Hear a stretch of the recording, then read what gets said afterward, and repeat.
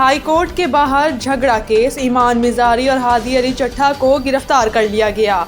ईमान मिजारी और हादी अली को Serena hotel के बाहर अंडरपास के करीब पुलिस ने गिरफ्तार किया। दोनों हाई कोर्ट बार ओहदेदारान और वकला के हमरा डिस्ट्रिक्ट कोर्ट्स जा रहे थे। गिरफ्तारी के वक्त पुलिस ने कवरेज करने वाले सहाफियों से मोबाइल छीन लिए।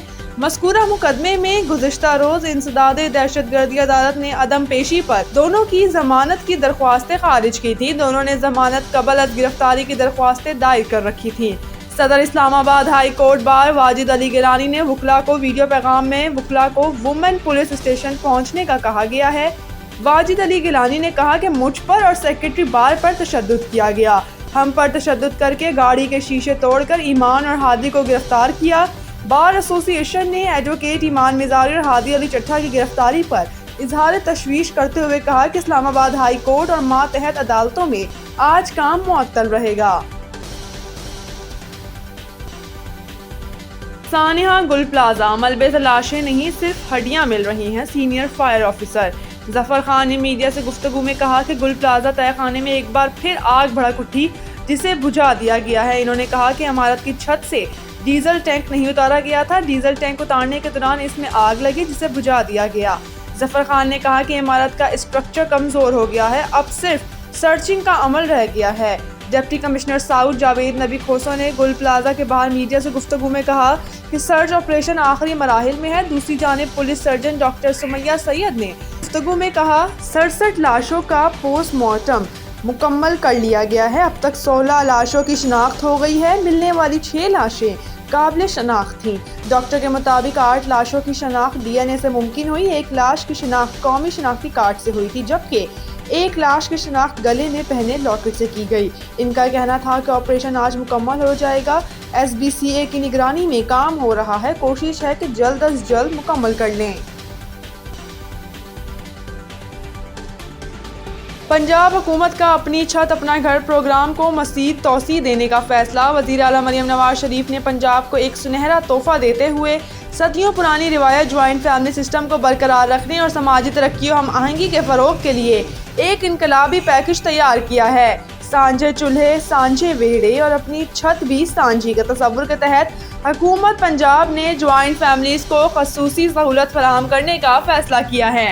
मरियम नवाज ने इनकलाबी प्रोग्राम अपनी छत अपना घर के दायरे कार वसी करते हुए इसे ज्वाइंट फैमिलीज तक बढ़ा दिया है, जिसके तहत पंजाब के ज्वाइंट फैमिलीज को अपने घरों की तौसी के लिए बिला सूद और बिल्कुल आसान इकसात पर कर्ज फराहम किया जाएगा। वज़ीर आला पंजाब ने घरों की तौसी के लिए बिला सूद कर्जों के इजरा की मंजूरी भी दे दी है।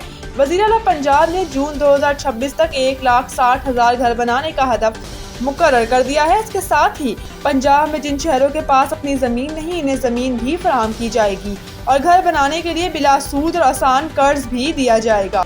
मरियम नवाज ने अपनी ज़मीन अपना घर के तहत 1534 प्लाटों की अलॉटमेंट की मंजूरी दे दी है। मुल्क के बालाई इलाकों में शदीद बर्फबारी, राब्ता सड़कें बंद, सियाह फंस गए। मुख्तलिफ हादसात में 2 अफराद जाँ बहक। बलूचिस्तान के शुमाल बालाई इलाकों में बर्फानी तूफान का सिलसिला जारी। ज़ियारत जाने वाले सियाहों की दर्जनों गाड़ियां कोयटा ज़ियारत शाहराह पर फंस गईं।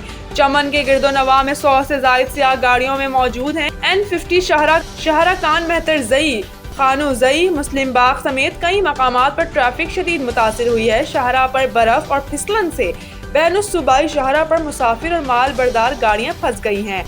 N50 पर 9 मुख्तलिफ हादसात पर 27 अफराद जख्मी हुए। कोजक टॉप के मकाम पर शदीद साइब्रेन हवाएं चलने से N25 चमन कोयटा कराची शाहराह पर दर्जा हरारत -12 तक गिर गया। शेलाबाग के करीब फिसलन से कई गाड़ियां आपस में टकरा गईं, जिसके नतीजे में 2 अफराद जाँ बहक और 7 जख्मी हो गए। कोयटा में भी मौसम सरमा की पहली बर्फबारी हुई। दूसरी जानिब मानसहरा, बालाई गिलियात, शांगला, लोअर देर, मेहमंद, कालाम और कजई, चित्राल, खैबर समेत खैबर पख्तूनख्वा के बालाई इलाकों में भी शदीद बर्फबारी हुई। T20 वर्ल्ड कप में शिरकत न करने पर बांग्लादेश को माली तौर पर कितना नुकसान होगा? भारतीय मीडिया के मुताबिक वर्ल्ड कप में शिरकत न करने पर बांग्लादेश को 325 करोड़ टिका का नुकसान होगा। रिपोर्ट के मुताबिक बांग्लादेश क्रिकेट बोर्ड BCB को सालाना आमदन की कमाई के तकरीबन 60% ब्रॉडकास्ट और स्पॉन्सरशिप की मद में होने वाली आमदन से भी हाथ धोना पड़ सकता है। भारतीय मीडिया के मुताबिक बांग्लादेशी खिलाड़ियों के वर्ल्ड कप खेलने पर आमादगी के बावजूद मुशीर खेल डॉक्टर आसिफ नजरल ने वर्ल्ड कप न खेलने का फैसला किया। याद रहे कि बांग्लादेश ने सिक्योरिटी खदशात के बाइस भारत न जाने का फैसला किया था। भारतीय मीडिया के मुताबिक वर्ल्ड कप के हाई कोर्ट के बाइस बांग्लादेश की भारत के खिलाफ मुस्तकबिल की 2 तरफा सीरीज भी खतरे में पड़ सकती हैं।